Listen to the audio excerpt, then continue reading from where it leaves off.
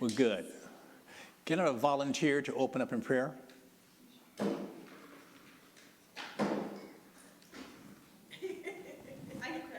Great. Thank you, Sarah. You're welcome. Dear Lord, thank you for today. Thank you for getting us all here safely. And Yes. thank you for sustaining us through this week and through this day. God, I just pray that you be here with us this evening and that we could all just learn and just be encouraged and in you together, Lord. God, I pray for Don as he speaks that you just give him wisdom and clarity of mind and that you just give us understanding Yes. as we listen. We love you, God. Amen. Amen. Thank you so much, Sarah. What I want to do is just before we jump into Module 5, which is you just received that, I want to talk a little bit briefly about the spiritual aspect of what we do, calling it spiritual support. I touched on it briefly last week, and just a couple of things that are very, very important. And this is going to seem a little different aspect or a different approach to spirituality. Very important.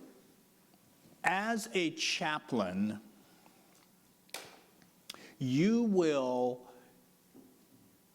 function differently than a pastor. As a chaplain, when I go into a situation where there has been a crisis and I'm calling them, I go into their homes, I'm more sensitized to different belief systems. And so I will ask questions about, do you have a faith tradition? And they may say, yes, I do. And their faith tradition may be Islam. Now, I don't believe in Islam. I've studied cults. I can talk about cults and the difference between different faiths and Christianity. I'm very clear on what I believe. I believe there's one God and one mediator between God and man, the man Christ Jesus. But because I'm a chaplain, and also because of the fact that they are created in the image of God, I'm going to ask questions I normally would not ask as a pastor. Okay, what is your faith tradition? Muslim. That being the case, would you like me to contact your imam? I not only believe that in theory, I have done that. Would you like me to contact your imam? And I would deliberately will inquire and make that very statement. When I was a chaplain at Dulles Airport, every Friday, the Islamic community celebrates what's called Jummah prayer.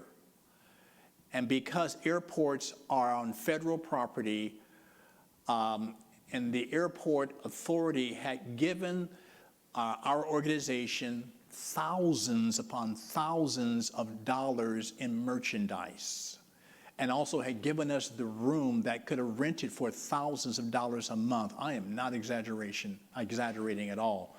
And they had contributed to getting pews and contributed to getting Bibles. And we gave out free Bibles, and the airport authority had paid for this, but they said, do not tell anybody. Because if it gets out that we gave you, which we were a nonprofit organization, these monies and these items, other nonprofits will say, well, why aren't you giving us? And all kinds of religious groups could show up with their hands out. And so they simply says, keep it between you and us, but we want to have a chapel that is Christian, but because it's on airport authority, that is federal property, I had to be open to other faiths. And so when the Muslim community began to inquire about praying there, and they asked me, would I be open to them having a Friday evening Jummah prayer? I says, yes, I would. And I will make sure that you are free to come, and I will make sure there's no interference. So every Friday at about 5 o'clock in the evening, I allow them to roll out their rug and what have you, and I let people know this is for the Islamic community. And no, I didn't need to vacuum out the chapel when they left to get evil demons out. And at the end of my tenure there, by the way, Muslim leaders came to me and thanked me and said, we've noticed you were very kind, and we want you to know that we've been talking about you and about your kindness. Very important point. Because some Christians believe that you're supposed to be adversarial. Say the word adversarial, please. Adversarial. You know what that means?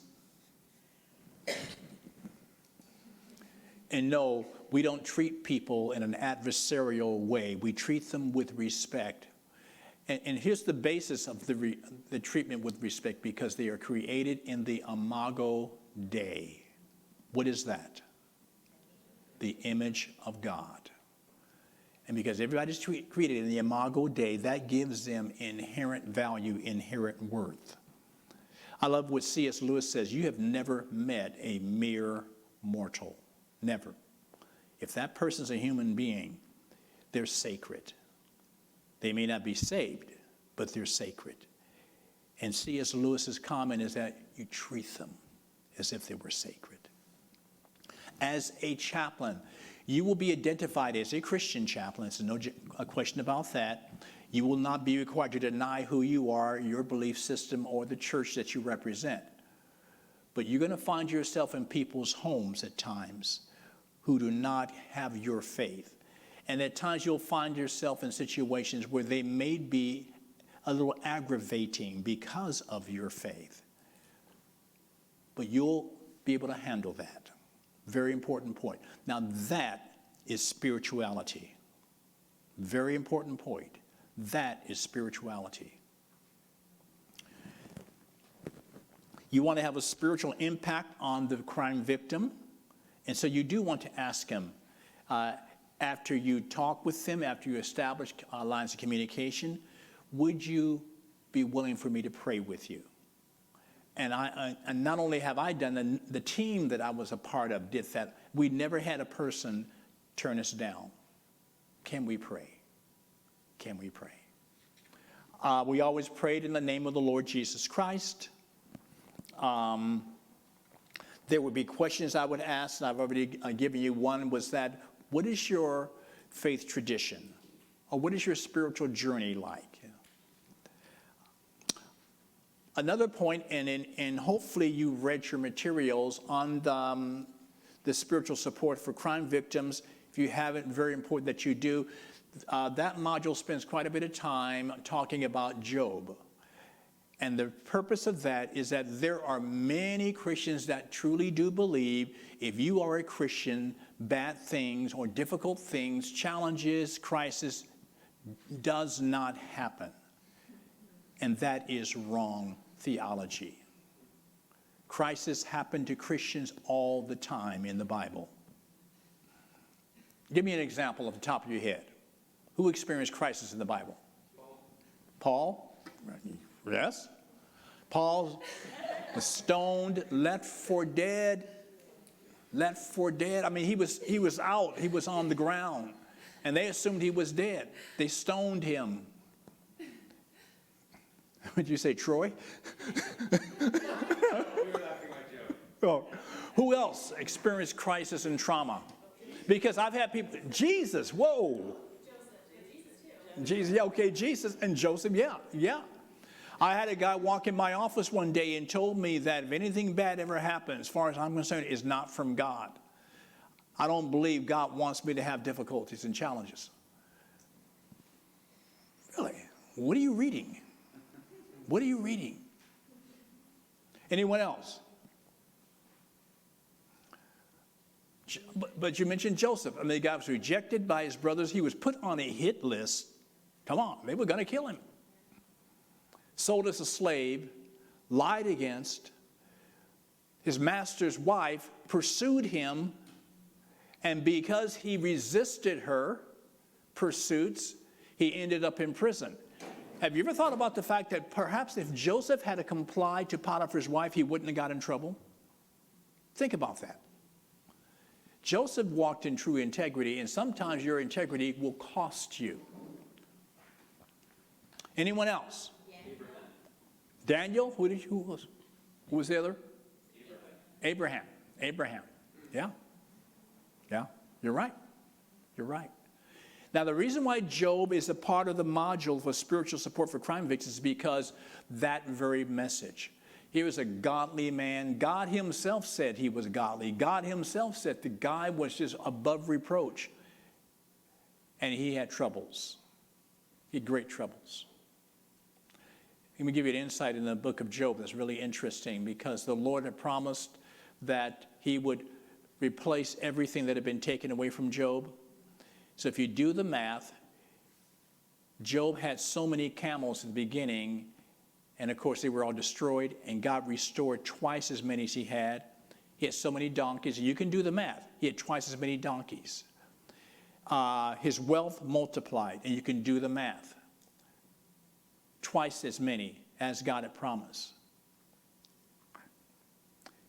The twice as many does not mean replacement. It means twice as many. Do you know what? If you do the math, he had another set of kids, but not twice as many. Do you know why?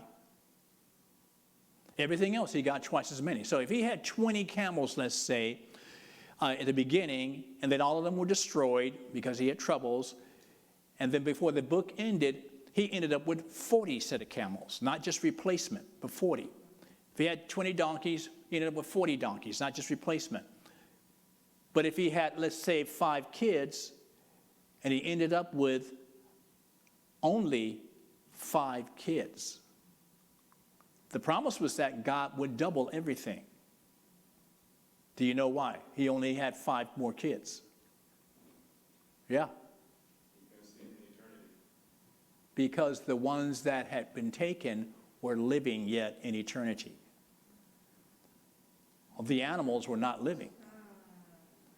See, God promised them double. And so after it's all said and done, he had double the children. Didn't he have 10 children? I've forgotten how many. But it actually gives us a number, and you can do the math. And before it was all over, he literally had twice as many children, because eternity was just as real, and is just as real as this life. They're alive. They're alive today. I don't know what they're doing, but they're alive. Yeah. Address people's spiritual needs. Now, I'm going to say something very carefully, and that's this here. We believe that after it's all said and done, we're going to all pass away, and we're going to face what's called the judgment seat of Christ. And there'll be those who will face the great white throne judgment. And the great white throne judgment will determine if your name is written in the Lamb's Book of Life. And there will be a resurrection of everybody, not just godly people. Everybody will be resurrected, and they will stand, some before the great white throne judgment and some before the judgment seat of Christ. I tease my wife all the time and tell her, there's going to be 2 lines. Don't get in the wrong line. Don't get in the wrong line. And so we will be at the judgment seat of Christ, and we'll receive rewards for our labor. Okay.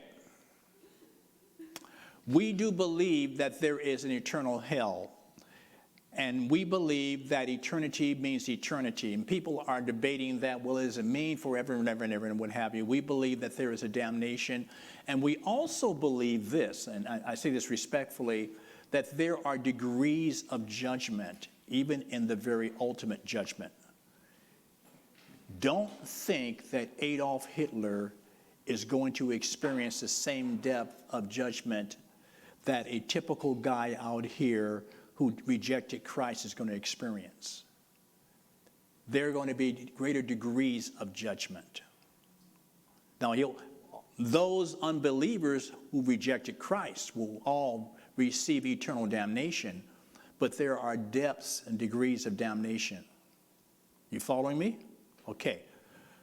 That with that, we believe that it is so important that you not adopt the attitude that when you go to a crime victim situation, that you relate to them only on the basis of the fact that I got to get this guy saved. I got to get this guy to say the sinner's prayer. hear me very carefully, because they are created in the image of God, you treat them like a king or a queen. And you're going to come into situations, and you're not going to have to do this initially yourselves, and I'm going to be there going through it first of all, and you're going to have opportunity to watch me model this as well as Pastor Troy. But eventually you're going to find yourself in situations where you are going to be talking to people who are transgendered. You're going to be talking to people whose sexual orientations are totally contrary to what you and I believe. And we're going to learn how to be sensitized to that. Ever talk to a person you weren't sure what they were? My wife was counseling a woman once, and the woman literally says to her, I'm coming to you because I think my husband at one time was a woman, but I'm not sure. And after a series of meetings and some investigating, it was true. And she married a person that she thought was a man, discovered that, and she didn't get to know his family. By the way, you need to do what I tell my kids. Get to know their families. Get to observe how their parents relate to one another. And get into that home and interact, because you're going to marry into a family. And do it before you fall in love. You can't say, I don't want to live without you. Before all that, get involved, because you are going to, and learn, watch her mama, because that's who you're going to marry. I'm not marry her mother, but you're going to marry her. And who raised her? Her mama. And so she did not do that. And she found herself married to a man who at one time was a woman. And I'm going to teach you how to not flinch. Where I'm talking to people and they tell me some of the most horrendous things I have ever imagined in my life. And I stand there, I see. And inside I'm saying, you've lost your mind. What's wrong with you? But I see, yes, okay. I don't say I understand, because I don't understand, but I see, okay, yes, okay. Well, let's see how we can work with this. And you don't lose your composure. Interesting. There are some tough questions that all of us are faced with when it comes to spiritual matters. Well, if God loved me, why did this happen? If God cared, how many of you read the material? Shame. Okay. Read the material. There's difficult questions that people can ask. We live in a fallen world.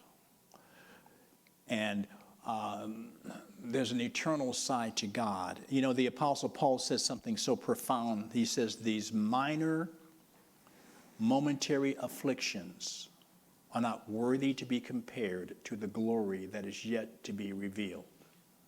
Now, the first name that came up when I asked, who is there that went through difficulties, the first name that popped up was Paul. Now, if I were to get up here and say to you, these minor momentary afflictions that you and I have gone through, they're not worthy to be compared. But the problem is that I haven't gone through a whole lot. I've never been beaten up for my faith. I've never been stoned and left for dead. I've never spent a night and a day in the ocean. I've never been shipwrecked. I've never had to run for my life. I've never had to. By the way, just historically speaking, we live a very mild version of Christianity. From a historical standpoint, we'd be hard-pressed to find somebody who was an American that lost their lives for their faith. The first century scriptures, that was common. In fact, I've done a little study. I take all the disciples of Jesus, all the 12 disciples, minus Judas, of course, but the one who replaced him. And from a historical, I can show you how they died. Not one of them died from natural causes, except for possibly John the Beloved. We don't know how he died. He lived so long, we don't know. But all the others, they were stoned, they were lynched. You know how Peter died? How did he die? He was nailed to the cross, a cross, and crucified upside down. Do you know why he was nailed to the cross and crucified upside down?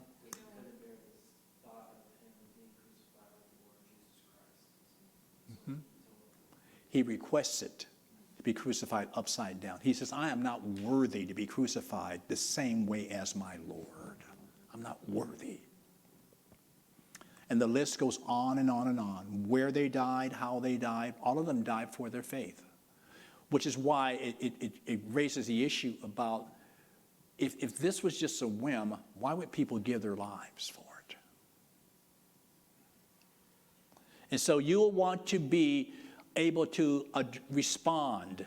And there are times when you will use the most phenomenal words. There are 3 words that are not shameful.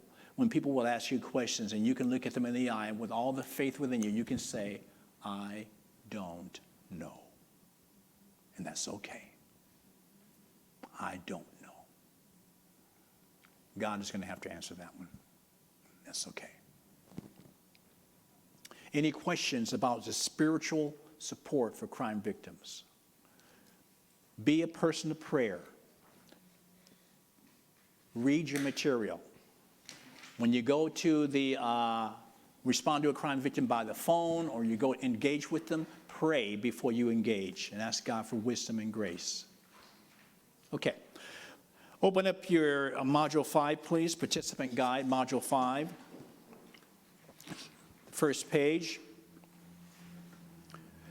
The objectives: at the completion of this module, the participant will be able to list the 3 primary needs of a crime victim, demonstrate techniques to address 3 primary needs of a crime victim, match each step of the ABCs of crisis intervention, model with its goal, demonstrate through a role play the ABC model of crisis intervention, effective communication skills and spiritual support when providing assistance to a crime victim or a victim of crime.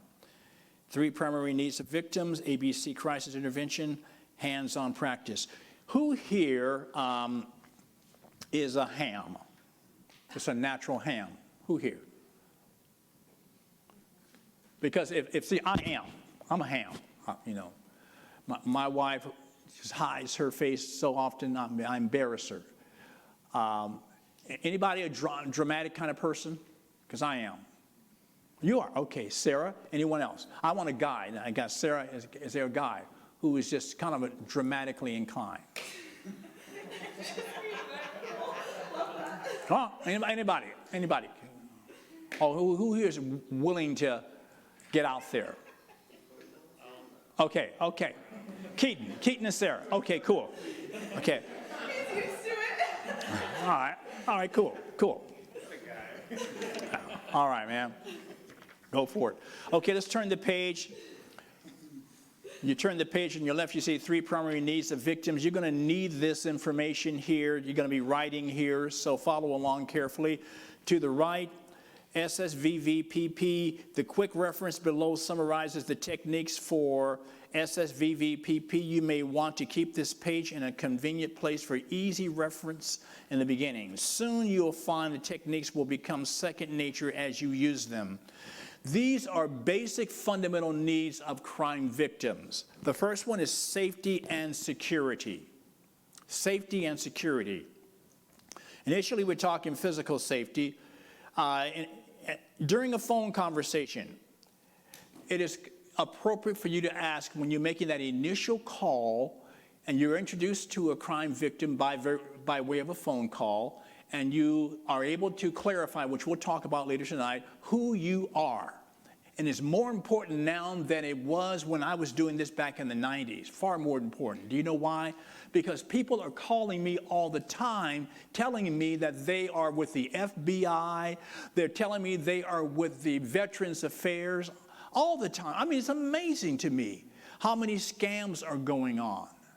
and they want me to give them information. And so they will say, I'm with the Social Security, sir, and you're going to lose your benefits if you don't give me this information. They sound very professional, and they are lying.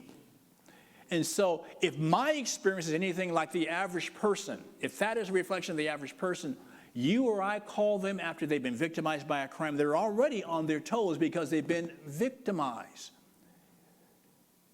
And it's going to be very important that you have a way of explaining to them that you are legitimate. And one of the things that's very important, don't forget this, is that what we experienced last week with Jennifer, she is going to be a lifeline for us. We're going to need to say to her, to our victims, I am working in sync with the police department of Kansas City, Missouri, and I can give you a name and a number of someone to call. And if you would like for me to have them call you, I can do that very easily. And just bending over backwards to make sure they understand you're not a scammer. Okay. So during your phone call, after you walk across that bridge, you establish credibility with them, it's important that you ask them, are you safe now? Are you okay? During a face-to-face, are you physically harmed? And also, are you safe? But there's another question, do you feel safe? They may be safe, but they may not feel safe. Very important. Next point, feeling safe. Say you are safe now. The criminal is in custody, or where would you feel safe? And they may not feel safe in their homes. And what's going to happen is that we're going to create a network of resources, and you'll be able to call one another and me, Pastor Troy, because we're going to have resources for people in time of emergency and crisis, as well as Jennifer. And we'll be doing something like this. Jennifer, this is Keaton. And what's your last name? Thomas. Keaton Thomas. And Sarah's my lady. You remember her? Oh, yeah. Okay. And I have an emergency situation. And a lady was burglarized this morning, and she is so traumatized, she's afraid to go and be in her house alone. I'm with her right now. The police have come and done an investigation. And Jennifer, what do we have in terms of getting her out of her house? And she's going to need to be away for a day or two. I told you the story about the police chief in Washington, D.C. His parents' home had been burglarized, and they had to move. They sold the house, and they couldn't live there any longer. And I don't mean that, they were there until they got a realtor and all. They probably were not in the house at all after that burglary. But they eventually had to sell the house and move. They were so traumatized. And we're going to run into those kinds of situations. But we are going to have resources, and we're going to be working as a unit. And no, you're not going to be facing these people alone by yourselves. Okay. Privacy and nurturing is under safety and security. I was at Dulles Airport as a chaplain, and a situation took place. They were building a tunnel from the main terminal to the mid-terminal. And in the process of building this tunnel, and equipment that literally eats away dirt and concrete and what have you, to build a tunnel there underground. And there were 2 white men and 1 black man, and working on this piece of equipment. And there was a collapse, and the 2 white men got out, and the black man did not, and we didn't know if he was alive or dead. And immediately, they went into rescue mode. And there are legal situations. Brian is a retired battalion chief with the fire department of Kansas City, Kansas. He understands this. There are laws and things that you can do and cannot do. And they had to establish whether or not this was going to be safe before they could send the rescuers in. And it took them a period of time. Now you're going to hear why I mentioned white and black. Because the black man's family received a phone call, of course, letting them know that their loved one, there had been a cave-in and no one knew where he was. Now the white guys were feet away from him. But the cave-in took place right there on top of the black guy. The family came to the community where the airport was, checked themselves into a hotel with the understanding the airport is going to pay for this without consulting the airport. The news media was alerted, and they began to ask the question, why was our loved one left in the cave and the white guys got out? My job as a chaplain now was to be the intermediary between that family and the airport. Part of what I did was to keep them from the media, and I was doing that deliberately. They were raving mad. They were raving mad. And they were yelling racism, and they were yelling, the airport doesn't care about my loved one, and these white guys probably pushed him. No, and my job was to no, there was no pushing, and that they do care. Why aren't the rescuers in there? Why weren't they in there within 15 seconds? Because they were not allowed in there. It isn't safe. It is illegal for them to go in there until it is safe and secure. And that is a law. Nothing you can do about that. And so while the cave, the tunnel was shorn up so that the rescuers could get in, this family, and the family was growing. I'm talking 10, 12, 15 people checking in to the, I think it was the Hilton, Airport Hilton. Rooms were probably at that point in time, maybe $100 a night. And the airport manager, the top dog of the airport, how many relatives do they have? And my job, sir, don't worry about it, believe me. Just let them check in because it's pretty volatile over there. Okay. And so I would spend the entire day with them. Then I would check with the airport leader and talk with him, give them a heads up, and I would also get reports. How close are we to a rescue? Then I report back to the family. And the Washington Post was constantly calling, and you do not want the Washington Post to access angry family members. And then to make things even more interesting, the gentleman was divorced from his wife, and he and his wife had a daughter who was an adult, but the divorced wife was there as part of the family, but the gentleman had a girlfriend who was there as well. So I have the divorced wife, and I have the girlfriend, and I have the daughter. All of them are adults. Now, this is interesting. You need to know this. Legally, because I get reports let's say every 3 hours I'm getting reports. Who do I talk to? The divorced wife is not the legal spouse. I can't talk to her. The girlfriend, no. There's no legal ties. The adult daughter.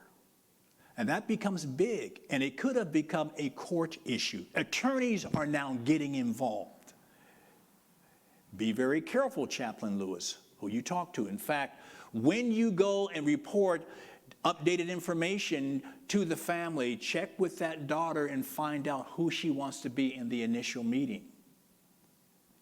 Because if you simply walk into a room and announce, okay, we found him, or he died, or whatever the case would be, you could end up in court. The airport could be sued.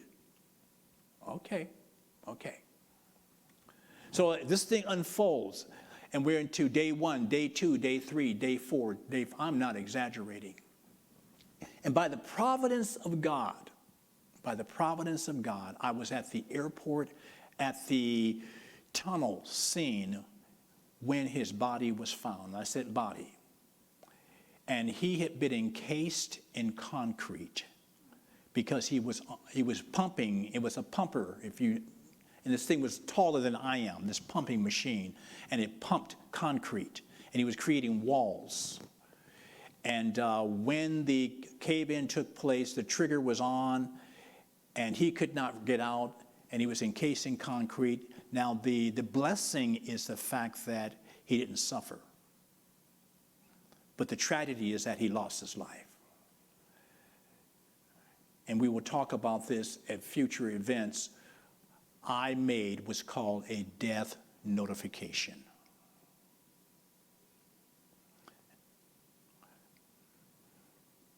And I had to do it to the right person, and I had to use the right terms, and just a quick inkling. We are a community, we're a family far more than we realize, and when someone passes away, we will use terms such as Don Lewis passed away, we'll say Don Lewis went to be with the Lord. We'll say Don Lewis, he's gone home. Hey, you've all heard those terms being used. You know, he's gone home. He's with the Lord. What have you? Pardon me? Or transition. He transitioned. Even Don Lewis graduated. You've heard those terms. Don Lewis graduated. Okay. Eternal home. And all those are accurate terms, and we can use that as a family. As a chaplain, you cannot use those terms.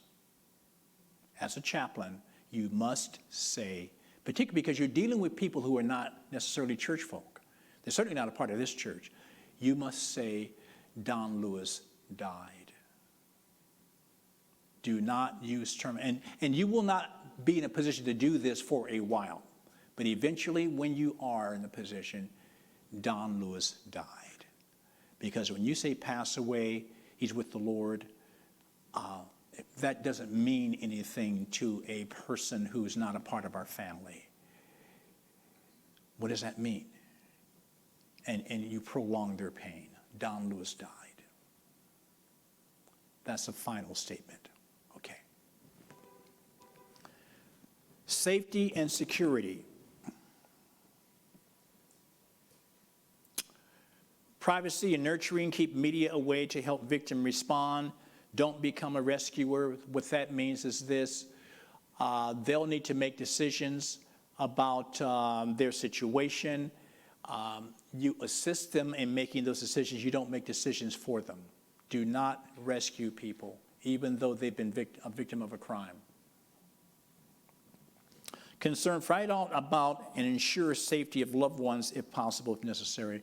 And that can mean anything. What if there's a child and the dad has just beaten up the mom, and you want to make sure that child is saved? Opportunities for control. Help reestablish a sense of control over small things. You're helping the crime victim to reestablish control. You start with small things. Don't do what he, she can do for themselves. Important point. I want to emphasize, do not rescue people. There is a side to Christianity where people think, well, we're supposed to rescue. We are not. We're supposed to help people to cope and to grow. Don't make decisions for people. Ask questions with simple choices. What name would you like me to use in referencing to you? When you're calling a person, how would you like to call me Mr. Lewis? And would you like me to refer to you as Don? How would you like for me to refer to you when you're calling that person? Look at ventilation and validation. William, is that your Bible?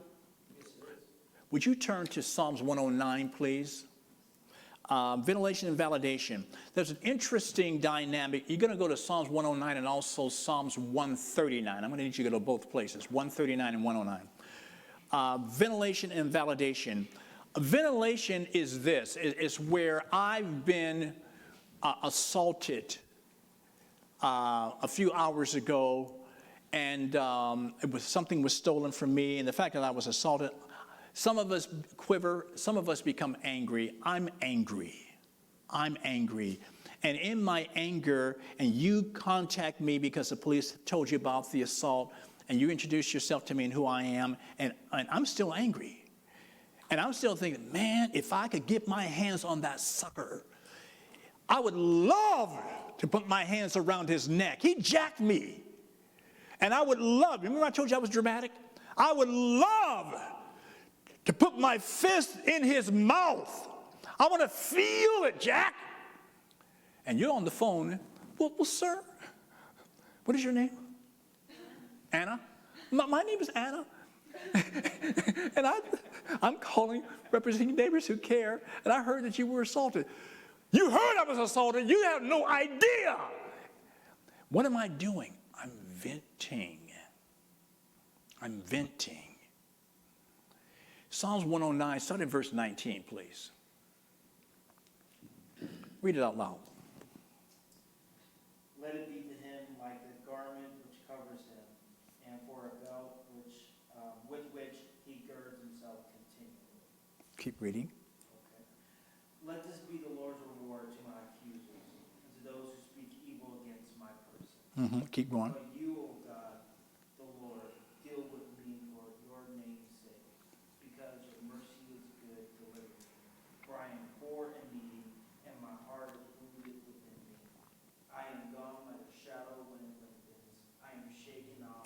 Stop right there, stop. You started at verse 19? Yep, 109:19. Yeah. Somebody moved it. Yeah. Okay, go to Psalms 139. Okay, start. Look at verse 19 there. 19. What does it say? Oh, that you would slay the wicked, O God. Yeah. Depart from me, therefore, you bloodthirsty men, for they speak against you wickedly. Mm-hmm. Your enemies take your name in vain. Yeah. Do I not hate them, O Lord? Repeat that. Do I not hate them, O Lord? Mm-hmm. Keep going. Keep going. No, keep reading on. Come on, William. Work with me, William. Come on, man. What's wrong with you? Who hate you? And do I not love those who rise up against you? I hate them with perfect hatred. I count them my enemies. Search me, O God. Okay, stop there.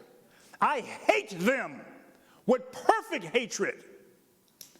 How many of you have read, I was looking for this and I couldn't find it, where he actually says, take their children and bash their heads against a wall. Have you ever read that? Yes. Is my wife the only one? You ever read that in the Bible? Where the writer says, take their kids and bash their heads against a wall? And here we have, it's in the Bible, by the way. Why is it in the Bible? Because God allows for ventilation. Now, those Psalms, that's one of the Psalms, and somewhere in 109, I think it's William's fault, there's another passage. I'm messing with you, man. 14? Okay, thank you. 14, read it there, please. Yeah. Let the iniquity of his fathers be remembered before the Lord, and let not the sin of his mother be blotted out. Let them be continually before the Lord, that he may cut off the memory of them from the earth. Because he did not remember to show mercy, but persecuted the poor and the needy man, that he might even slay the broken in heart. As he loved cursing, and so let it come to him, and as he did not delight in blessing, so let it be far from him. As he clothed himself with cursing as with a garment, so let it enter his body like water, and like oils into his bones. Very good. Thank you, William. Thank you. Thank you for letting me mess with you. The whole point, well, he was a cursor. Let his curses come back on him. Now, remember the words of Jesus and Paul? Love your enemy. Do good to those who despitefully use you. Be not overcome of evil, but overcome evil with good. You've read those. You've read those. Yet in the Psalms, we have what they're called imprecatory Psalms. Imprecatory Psalms. The word imprecate means to curse. And they're throughout the Psalms. And literally, there is a psalm where the writer says, and bash their kids' heads against the wall. And he says, make their children fatherless and make their wives widows. That sounds like Christianity. The writer is venting. Now, I am not saying that it is okay to curse your neighbors, but what's going to happen is that you're going to run into victims of crime who are going to be so angry and so out of sorts and feel so violated, and you're going to need to be comfortable with them venting. Venting and validating. You're going to need to validate something along these lines. I understand that you're angry. I can understand that you feel violated. Yes, it would be very normal for you to be enraged, for you to be taken advantage of like that. It would be very, very normal. That's validating. They're the one that are ventilating. Why does God allow for ventilation? It's there in the scriptures. Because God can handle it. Rather, I ventilate to God than to, what is your name? Jeff? Okay. Rather than to Jeff. Jeff, I am so stinking mad at Keaton. He cheated me out of $25. He and Sarah came over to my house and they pretended to be kind and they cared about me. And I'm limited as to what I can do. And they ripped me off. And God said, well, rather than vent to Jeff, vent to me. Because God can handle it. He knows all. He knows my attitude, and he knows my anger.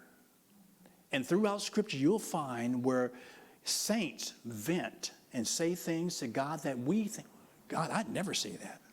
Well, and I've even said, God, why is this in the Bible? Because your word says I'm to love those who despitefully use me. They're venting. They're venting. And venting is okay. And you're going to need to be okay. And I'm going to say something that may disturb you for whatever your background might be. There are going to be times when crime victims are going to vent and they're going to use profanity. Blankety, blank, blank, blank. Don't lose your sanctification. Okay? Okay. Read these notes. If you don't have these notes read, I'm going to vent next week. Okay, safety and security, ventilation and validation, and then we go to prediction and preparation. Practical information. Assist victim to identify areas of need, example, financial, medical, media, legal, funeral, relocation, etc. Prediction and preparation. Short-term and long-term reactions. And your job as you are caring and ministering to the crime victim is to help them to predict and help them to prepare. You will need to ask them questions. Help victim predict feelings at 3 stages. Impact, recoil, reorganization. We're familiar with that. Preparation. Encourage taking one day at a time. Help the victim to plan each day around practical tasks. They don't need to prepare for the next 30 days. They're already traumatized. They're still in shock. Help them to prepare for the next 24 hours. Help them to prepare perhaps even for the next 12 hours. Help them to prepare for the next 3 hours. Do you have anything for dinner tonight? I haven't thought about dinner. I'm still getting over what happened to me. Okay. What time do you normally eat? 5:30? Okay. Okay. How can I help you prepare for dinner? How can I help you? You need to eat. I don't feel like eating. You need to eat. You follow what I'm saying? Prediction, predicting, prepare. Okay. Okay. Keaton and Sarah, listen very carefully. You're going to be our volunteers, and you're going to be spontaneous and creative. Here's the scenario. Virginia Montgomery is 64 years old and left work to catch the bus home. That's you, Sarah. As she stepped off a curb, she was thrown to the ground and her pocketbook was ripped from her shoulder. She experienced pain in her back and hip. A policeman nearby who saw the assault chased after the youth, but was unable to catch up with the assailant. The officer returned to Virginia and arranged for her to be taken to a local hospital. She was frightened, in pain, and disoriented. The local Neighbors Who Care office contacted the officer to determine if there were any victims who might need special assistance. He remembered Virginia and gave the Neighbors Who Care volunteer Virginia's home address and phone number. Very important. Don't show up at her house first. You call her. Come on up here. Now, you'll be able to read your script, but I need for you to be dramatic. Don't forget, Sarah, you're 64 years of age. And you hurt your hip, too. You're limping already. I might need your glasses for this. Okay. Oh, well, she really is 64. Okay. And I want you to be dramatic. Okay, cool. Okay.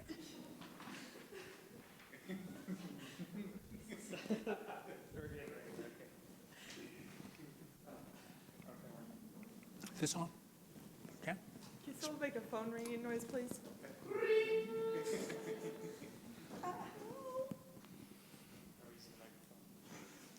You can speak into it. Speak to it. Just fake use your phone. Good. All right. Fix my glasses. There you go. Oh, Okay. Karaoke. Yeah, we have a song ready too. Mrs. Montgomery, Yes? this is Tom Craig with Neighbors Who Care. Officer Daly gave me your name and said that you might need some help. And who are you? Tom Craig, I work with a ministry called Neighbors Who Care here in Kansas City. Officer Daly, the policeman who helped you on the street, gave us your name. We help people who have become victims of crime. We would like to try and help you. I understand that you were injured recently going home from work and your pocketbook was stolen. Are you safe now? Well, yes, but I don't know what you can do about it. That young man just took all my stuff. Took my papers, my glasses, my money, and all my prescriptions, so just don't know where to start, but they say it happens all the time. I just didn't think it would happen to me. It's awful. I can't work because my leg hurts and can't walk and have a pin in my hip from my fall and my shoulders, and I'm hurting and I'm black and blue. It sounds like you've had a really tough time, and it sounds like your hip and shoulder injuries will take another few weeks to heal. Yeah, it's really bad. Miss Montgomery, would it be all right if we came and visited you? There may be some things that we can do for you, but we'll need your permission. Well, I guess that would be all right. Now what time will you come and how long, now I know it's you. We can set up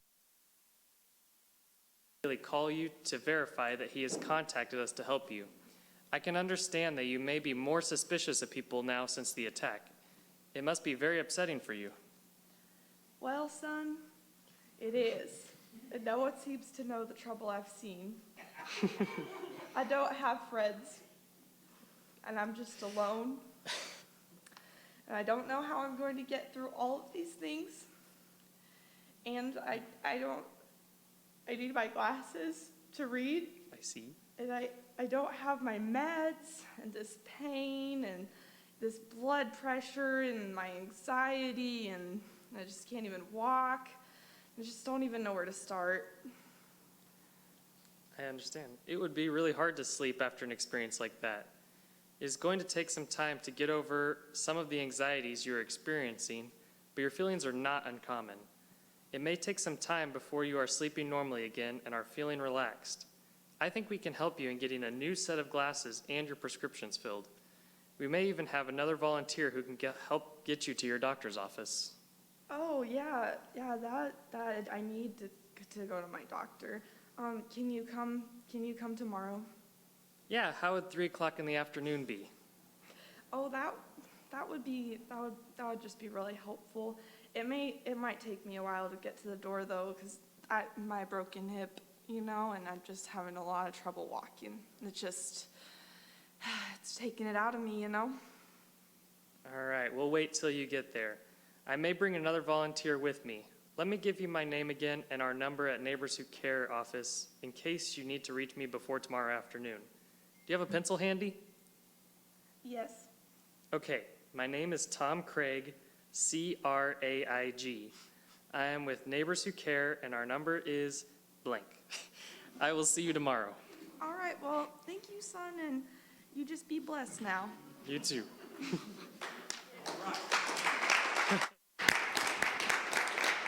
Thank you. Thank you very much. Very much.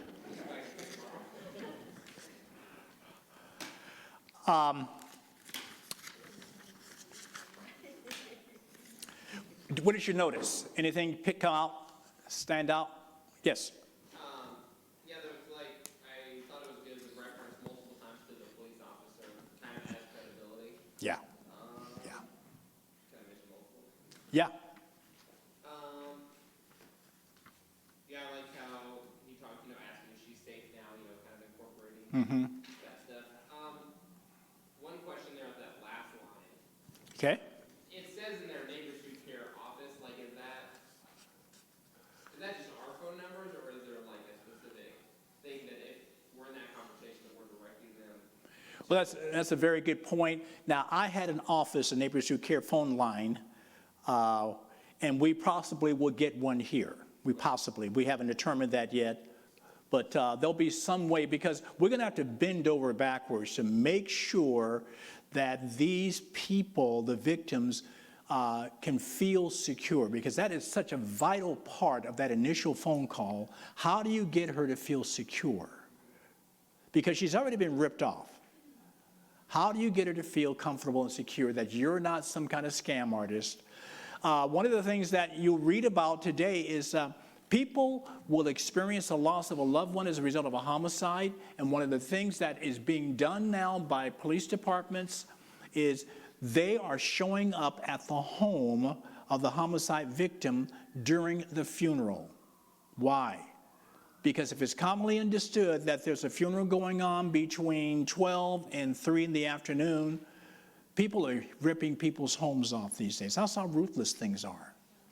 So because we're surrounded by scams, it is so important that we build a bridge, particularly in that first initial call. Anything else that you pick up that was significant? One of the things I thought was very important, he's a guy, she's a girl, and he said, I'm going to bring someone with me when I come. That was a very important point. Even though she's an older lady, she may not feel comfortable with some man coming over. He's a man she's talking to on the phone, but coming by himself, it's going to be very important that we figure out ways to complement. Ideally, couples will go. But a couple can't get on the phone and talk, of course. But the fact that it is referenced, I'm going to bring someone with me. I'm not going to show up by myself. Very important point. Did you notice how he validated her? Now, she didn't do a lot of venting, but she did do some venting and talked about medication, her hip, and what have you. She was venting. She didn't do a lot of, talking about that scoundrel did this and did that to me. That's more venting, but there was validation there. Little things.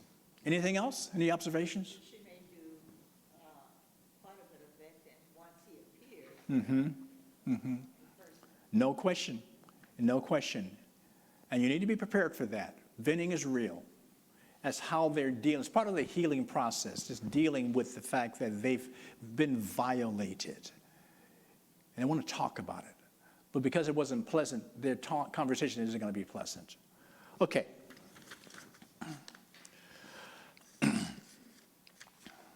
Well, there's so much material here. Quickly,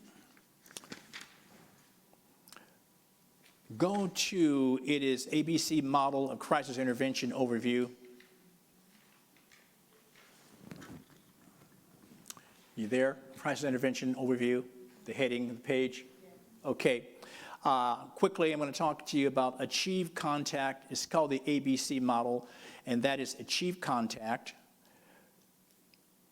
which is what I've been talking about. Letter B, middle of the page, boil down the problem.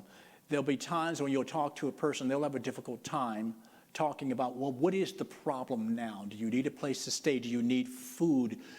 Do you need the police to come back? What is the problem now? Because already you've been a victim of a crime. And depending upon the nature of the crime, what is the problem? You're going to have to be able to boil down the problem by talking with them patiently. Yes, sir.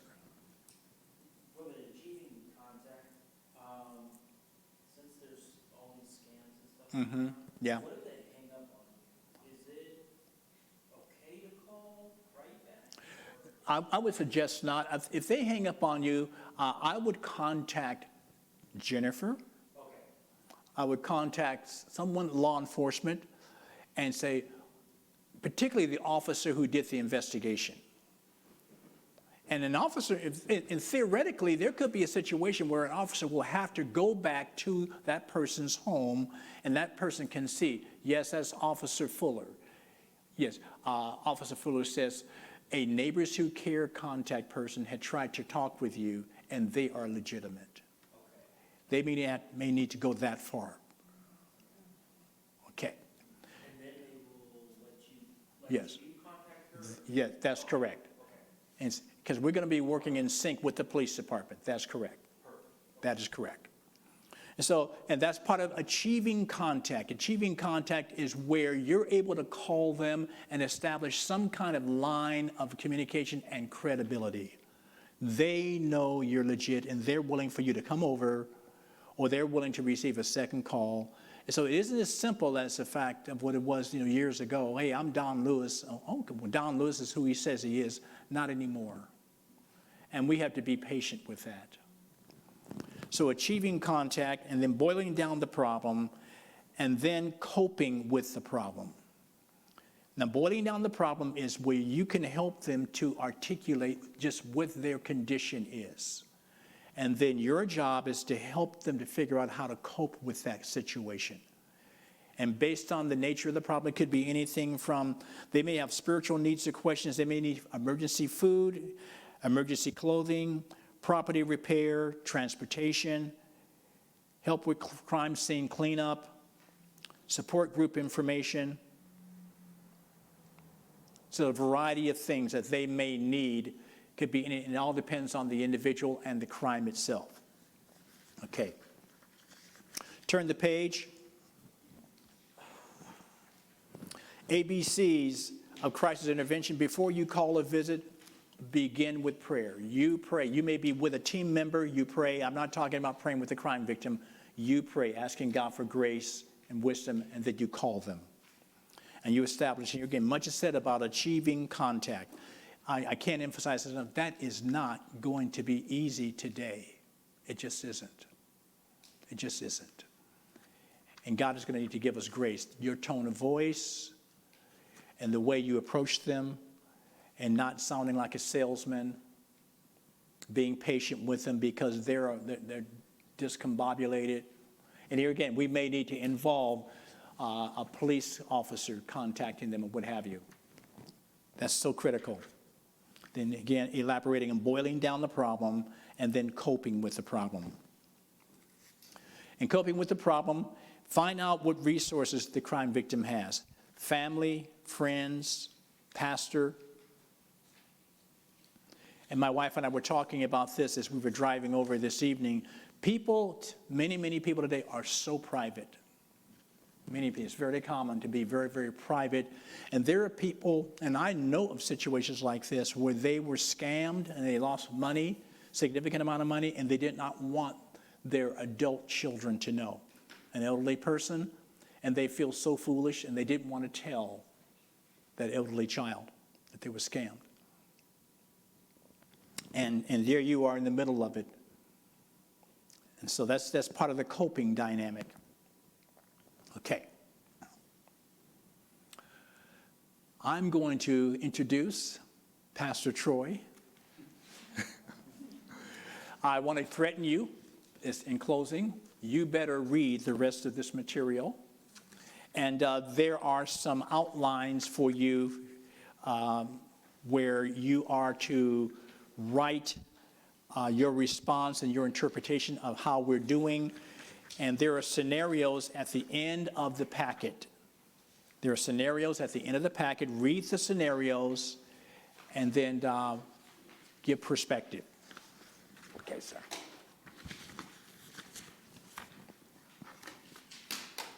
I'm just going to introduce this case study, and we'll go pretty quick on this. So we want to think about this in terms of burglary and theft this week from a case study. I have a short video that we'll watch if we're good with that. So I think we're all familiar with burglary and what it means and how it happens. Has anybody been burglarized before? You guys? Oh, you guys have. Okay. You? Okay, I look forward to that story. All right, let's watch this, and then I just kind of want to guide you. We'll take about a 5-minute discussion, then we'll wrap up. We'll watch the video, and then I'll just walk us through this real fast. I heard some loud noises on the stairs. I was in my son's room putting him to bed. At first, you're not sure if you've heard a noise or not, and you're thinking, did I really hear something? So I shouted out hello, didn't hear anything initially, and then I came out again and went down the stairs, and and I tried to see if the front door was open, see if my husband had come back, but the front door was still locked. I mean, it's one of those cases where you hear a noise in the night and you never ever think it's going to be anything. And it's literally everything from then on was slow motion. You look across and I saw the masked person. My son and I were in my bedroom. There were men grabbing me, pushing me, asking me, give me the money. My son was crying, 6 years old. Leave my mum alone, just take the money and go. So the effects, in some ways, obviously time is a big healer, but in some ways haven't been diminished. I think it's just the fact that it happened in our house and at 8 o'clock in the evening when everybody should feel safe. I'm just really grateful to the police. I think they've been really amazingly supportive. Their attention to detail, the support, the professionalism, and their dedication has really reinforced my confidence and belief in the police force, and I think I feel safer.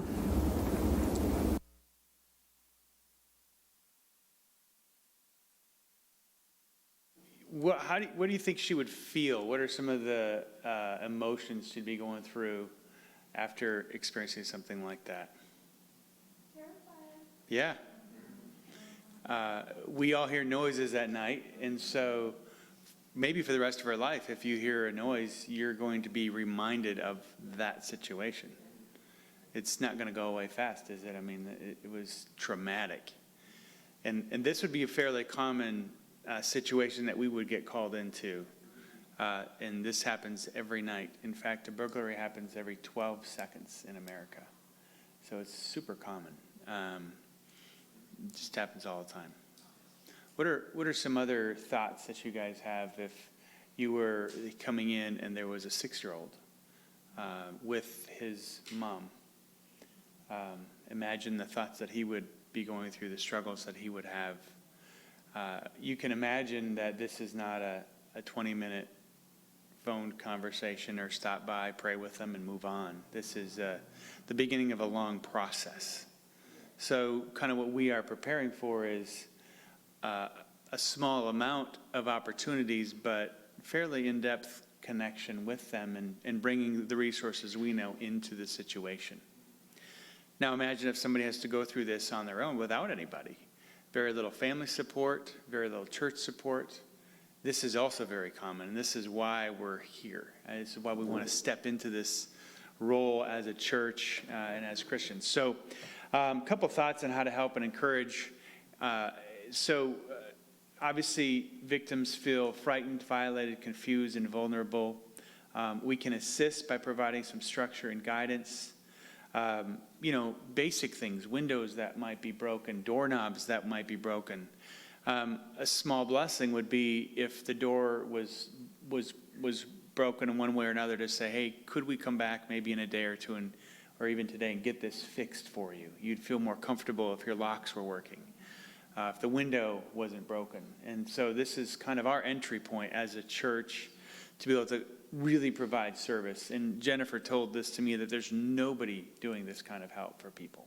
So you can imagine if there's a widow or someone like this, there's just no organizations in Kansas City that come in and fix a window or fix a door. There's a lot of other things, but this is a significant one. Think of the things that we could do to help them. We could help them clean up, potentially, depending on what the situation looks like. Make a list of missing items. Even help them contact an insurance agency if they have insurance. Ask how they're sleeping, or if they're sleeping well. You could ask if there's a time of day that's more difficult to deal with the effects of the burglary. And then if there is, potentially find ways to help them through those times. And even be there with them, present, if they were comfortable with that during those times. Obviously offering to pray with them. Some hurtful responses to avoid kind of the secondary victimization we've been talking about in this class. One, don't tell a personal story like, oh, this happened to me one time. But sometimes when we're nervous, we can just say these types of things and, kind of kick ourselves later. So just keep reminding ourselves of these things. Of course, don't say you should have installed an alarm system or get a dog. or you're lucky, it could have been worse. I mean, these are well-meaning things that sometimes people might say, just they don't work out well. So we got about 7-8 minutes, so I think let's just take a couple minutes at our table and talk through a couple of these questions, and then Pastor Don can get up at maybe 3 minutes till 8:50 or something. Okay, we'll go about 5 minutes.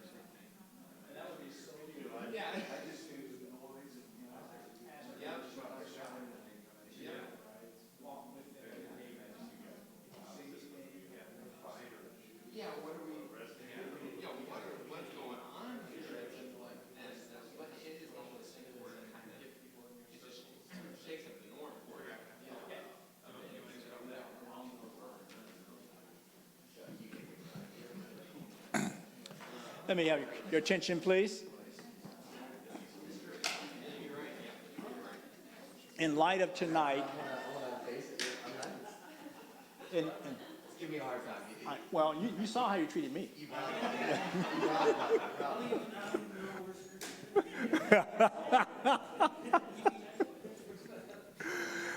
Let me ask you, in light of tonight, are there any questions at all? We've gone through a lot of material rather quickly. Are there any questions? Yes, William. When it comes to our network of people that we are going to ask for help and support when things like this happen, like burglary or Uh-huh. should we like contact them before we start all this, or are we gonna like set up a? Because I just don't want. I was wondering like how that worked when it came to just setting up our network. Do we set them up before? Mm-hmm. Before we start Mm-hmm. going down this road? Right. Or, Mm-hmm. you know, just to be like, Mhm. I don't want something to happen and be like, hey, Yeah, dude, that sucks. exactly. I'll email some people. Exactly. That is profoundly well put. Yeah, yeah.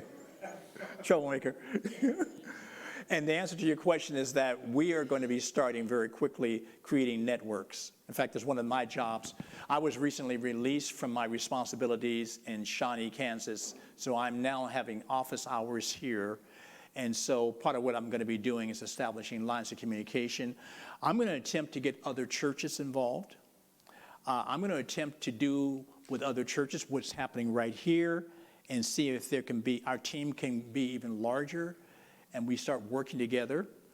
I'm going to be contacting businesses. For example, back in D.C., we contacted Lowe's hardware store, and they actually provided free training and some of the basic repairs, such as how to hang doors, how to hang windows. And we found situations where they would give us great discounts when we purchase items for this very purpose.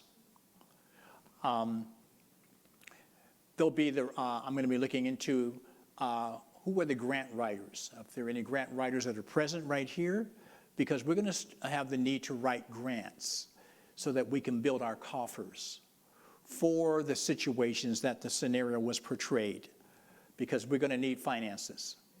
And so, no, we're not going to wait until we start building and establishing our network. We're going to start right away.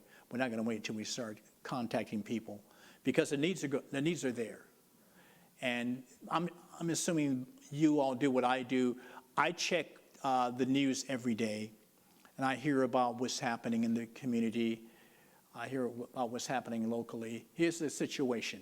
A child was killed in Kansas City, Missouri, several days ago, and they were able to apprehend the assailants. I think the assailants sprayed a house. It was a drive-by, if my memory serves me correctly.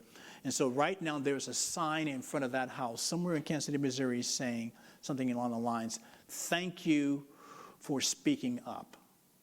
Because the emphasis for years has been, don't snitch. Don't snitch. You know, a rapper actually produced a song entitled "Don't Snitch." And literally, I mean, it was a legitimate song, "Don't Snitch." And so right now, in front of this house, somewhere in Kansas City, Missouri, there is a sign that says, "Thank you for speaking up," because they were able to apprehend the criminals, and but a child did lose their life, its life. But that's going on. And so I checked the information. The crime is there. Things are happening.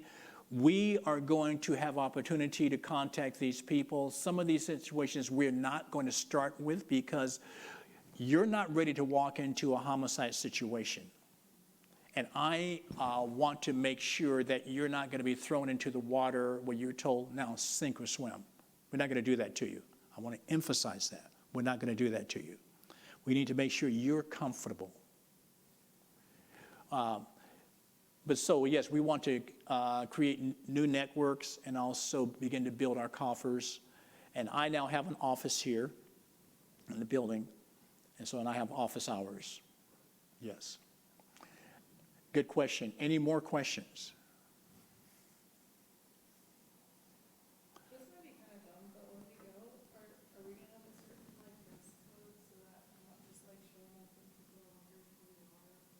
That's a good question. That's a good question. Like a name tag or like Yeah, something? well, there will certainly be identification, some kind of, and we may create one. I'll talk to Jennifer about that, because that is critical, that we can somehow say and portray that you are legitimate. For example, I have, Brian appreciates this.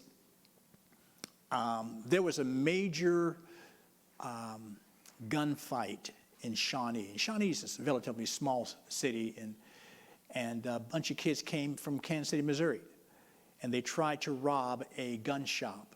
The process, and they actually physically assaulted the woman, and the shop was named for her. It was called She's a Pistol.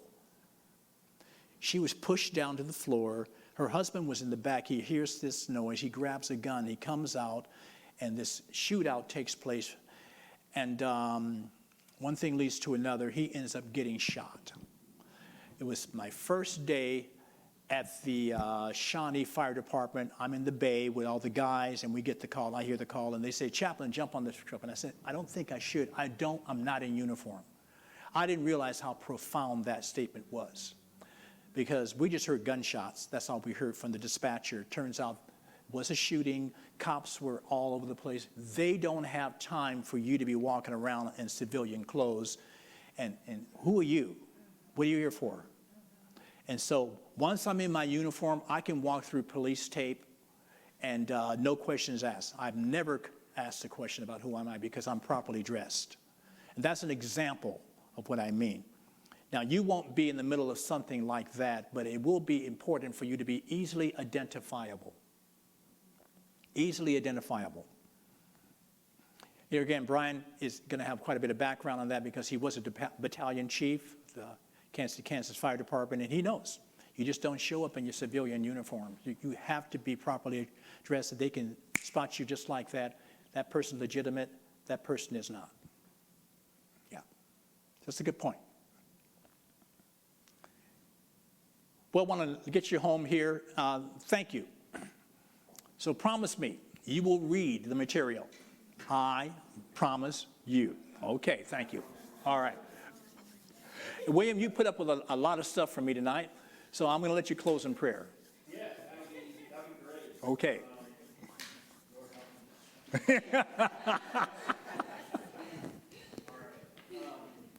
Father God, we thank you for all the volunteers, and also for Don and Pastor Troy for bringing, Pastor Don and Pastor Troy for bringing this great packet to us, and that we actually take this to heart and to really study and to really be ready to go out there and be helpful to everyone who's in trauma, who's dealing with burglaries and all sorts of mess that has happened unexpectedly in their life.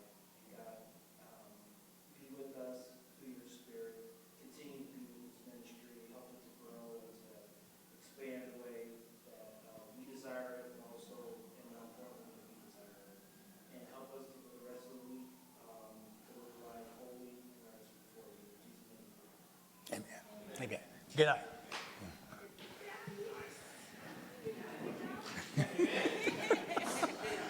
Where are